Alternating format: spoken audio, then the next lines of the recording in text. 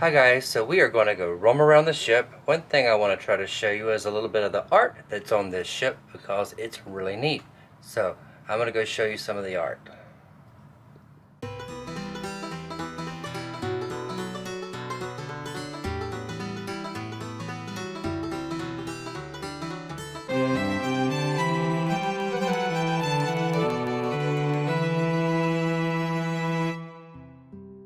Hi guys, I hope you enjoyed this art on Freedom of the Seas, like this piece by Dag Skadesmo, born in 1951, a Norwegian artist. This piece titled A1. You'll have to forgive me, some of these pieces are horribly lit. Tom Sanberg was born in Narvik, Norway in 1953. He was considered a pioneer in his field of photographic art. Although he passed away in 2014, he was a master of light, working exclusively in the medium of black and white. This untitled piece is inkjet on canvas. In Sanberg's work, there is seldom a central photographic event, but rather simply an edginess around a sort of teeming febrile absence. Nothing to look at and suddenly everything to see. In the absence revealed, a veiled presence of wonder and seductive power emerges, with a strange doubleness of invigorating visual paradoxes and polarized juxtapositions. In the forward atrium is another installation consisting of models of 3 fighter jets soaring upwards. They are in formation about to peel off in different directions as in an air show.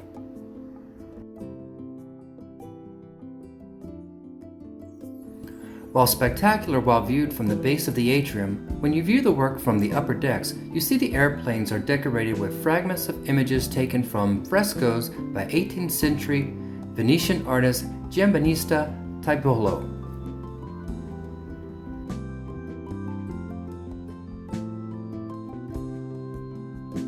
These images taken from churches and placed on instruments of war turn Comba Tiepolo 30, 31, and 32 by Antonio Riello into a provocative statement.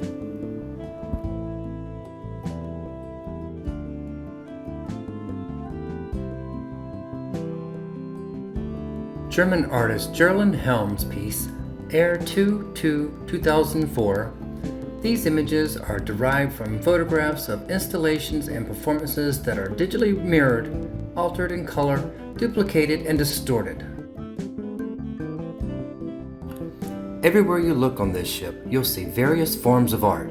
And don't forget to look up because you'll miss a piece that resembles the keel of a ship.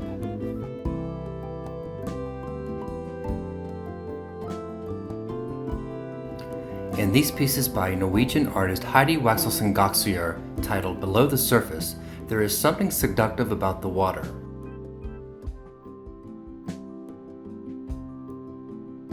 Underwater, you step out of your ordinary existence. It's otherworldly. A kind of magical world.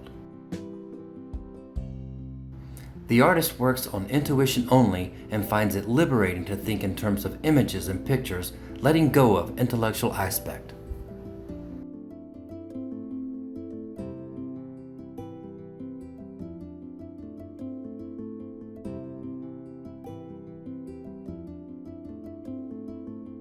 These pieces by American artist Geof Kern, titled Girl Flying from Window and Girl Flying Over Lawn, were photographed and published in Harper's Bazaar in September 1995. Debuting in 1994, The Art of Fashion is a multi-page advertising insert published yearly in Vogue or Harper's Bazaar by the luxury department store Neiman Marcus, featuring top designers and photographers. These 2 images of the model flying are from the 34-page series Someday I Will Become a Famous Model.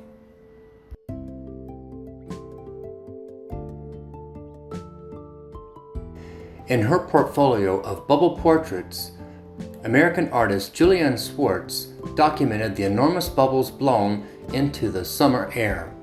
As a resident of Art Ami, Julianne initiated a social performance where she and her fellow artists blew oversized soap bubbles. Documenting the performance act became an attempt to capture and preserve the instant of a bubble's brief lifespan. This piece by American artist Larry Kirkland, titled Libra, on a medium of engraved stone and gold, shows the image of Libra, an air symbol in the zodiac. It's from the complete and accurate mapping of the heavens in 1704 by John Flamsteed, the first astronomer at the Royal Observatory in Greenwich, England. This is one of 12 wall installations relating to the 4 essential elements of our existence: earth, air, water, and fire. The imagery connects us through various images and objects to remind us of the magnificent complexity of the world around us. These 12 installations are my favorite on the ship. This piece by German artist Alex Fleming is titled Blue and Yellow Pheasant. The artist is interested in the characteristics of different cultures. He adopted the principle of painting on unconventional surfaces such as furniture, stuffed animals, items of clothing, and photographs.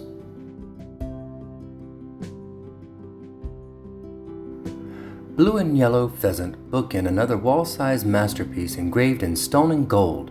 Representing air, we see birds take flight.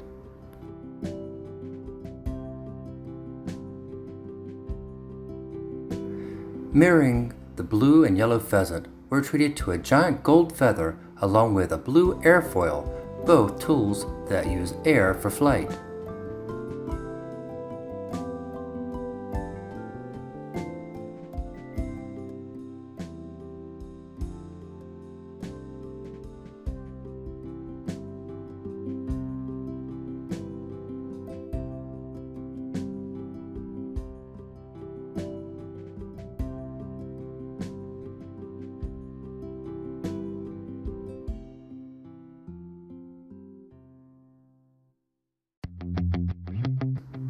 And then we come to Papilio by American artist Larry Kirkland, another engraving in stone, gold, and butterflies. The great pollinators, butterflies and moths have intrigued us with their beautiful patterns and colors. A collection of these beguiling flyers includes a Papilio ascophis, Papilio aswara, and a Trotus hypotalus. This is one of the 12 wall installations relating to the 4 essential elements of our existence: earth, air, water, and fire. The imagery connects us through various images and objects to remind us of the magnificent complexity of the world around us.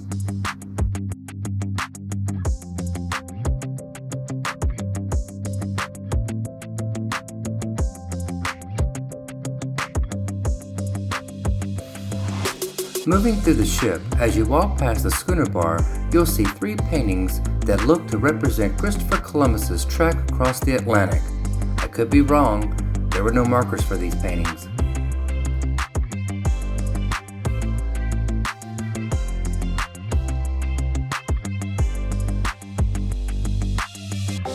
Suspended from the ceiling midway down the Royal Promenade is the ship's most prominent art installation, Down Under, a giant sculpture of a young woman who just dove into the sea. Since you are looking up, you see her from the perspective of someone standing on the sea floor. British sculptor David Mach used fiberglass and steel to create this colorful piece. The diving figure is a response to looking at thousands of images from books and magazines every day in his studio. According to artist David Mach, she's larger than life and unusually dives into your space from the ceiling, as if you are standing on the bottom of a pool looking up. Hi guys, I've taken you around the ship and shown you a lot of art that's beautiful. If you like this video, give it a thumbs up. Don't forget to subscribe to the channel, and as always, thank you for tripping with me.